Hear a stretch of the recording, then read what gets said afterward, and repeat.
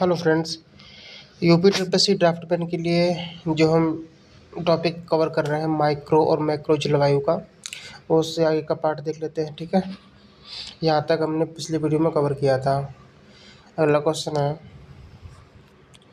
स्थूल स्थूल जलवायु में कौन से क्षेत्र शामिल हो सकते हैं?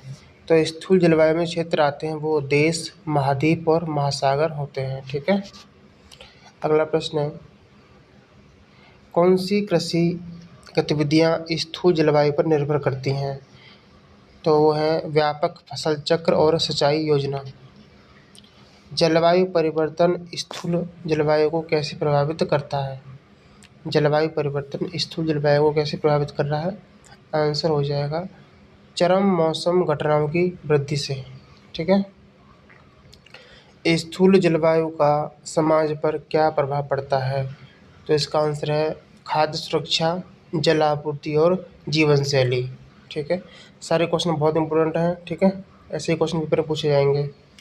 CO2 उत्सर्जन का स्थूल जलवायु पर क्या प्रभाव होता है? CO2 उत्सर्जन का स्थूल जलवायु पर प्रभाव होता है वैश्विक तापमान में वृद्धि हो जाती है।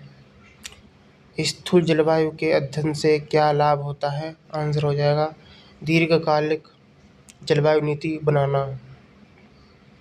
वैश्विक जलवायु मॉडल किसके लिए प्रयोग होते हैं?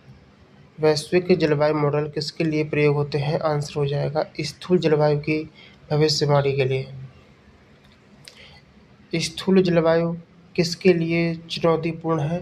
तो आंसर है पर्यावरण नियोजन और नीति निर्माताओं के लिए। ठीक है, अगला क्वेश्चन है, विश्व के कौन से क्षेत्र सबसे अधिक प्रभावित हो रहे हैं? विश्व के कौन से क्षेत्र सबसे अधिक प्रभावित हो रहे हैं? तो ध्रुवीय क्षेत्र और द्वीपीय राष्ट्र।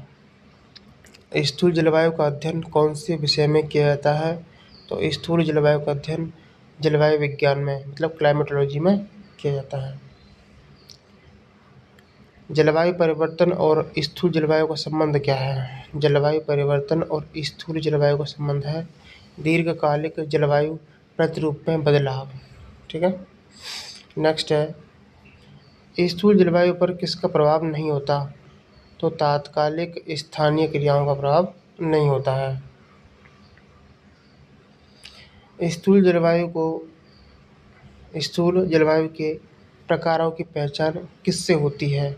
तो स्थूल जलवायु के प्रकार जो है इसकी पहचान होती है कोपेन के जलवायु वर्गीकरण से। ठीक है, नेक्स्ट क्वेश्चन है, स्थूल जलवायु में कौन कौन सी ऋतुएं होती हैं? तो इसमें सामान्यतः 4 ऋतुएं पाई जाती हैं। इस वैज्ञानिक ने जलवायु वर्गीकरण प्रणाली दी थी? तो जलवायु वर्गीकरण प्रणाली दी थी व्लादिमीर कोपेन ने। अगला क्वेश्चन है, वैश्विक स्तर पर वर्षा वितरण किससे प्रभावित होता है? तो महासागरीय धाराओं और वायुदाब से। अगला प्रश्न है, रेगिस्तानी स्थूल जलवायु की विशेषता क्या है? तो आंसर हो जाएगा अत्यधिक गर्मी और अल्प वर्षा। मानसूनी स्थूल जलवायु का क्षेत्र कौन सा हो जाएगा? दक्षिण एशिया। ठीक है, अगला प्रश्न है, स्थूल जलवायु और पारिस्थितिकी तंत्र का संबंध क्या है? तो पर्यावरणीय विविधता और संसाधन वितरण। ठीक है, ऐसे ही क्वेश्चन पेपर में आएंगे, आप देख लेना। आर्कटिक क्षेत्र की स्थूल जलवायु कैसी होती है? तो अत्यंत ठंडी और बर्फीली होती है। सहारा मरुस्थलीय की स्थूल जलवायु कैसी होती है? शुष्क और अत्यधिक नमी वाली, गर्म वाली। ठीक है, और भूमध्य रेखीय क्षेत्रीय जलवायु कैसी होती है? उच्च आर्द्रता और वर्षा वाली। ठीक है, सारे क्वेश्चन कवर किए गए हैं, कुछ नहीं छोड़ा गया है, इससे बार पेपर नहीं जाएगा। वैश्विक जलवायु संकट क्या है?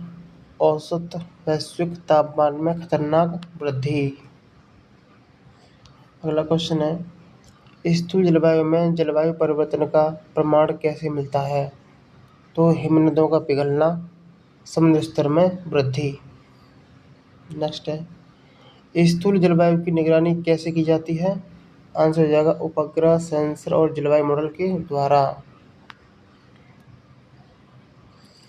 जलवायु अनुकूलन नीति का उद्देश्य क्या है?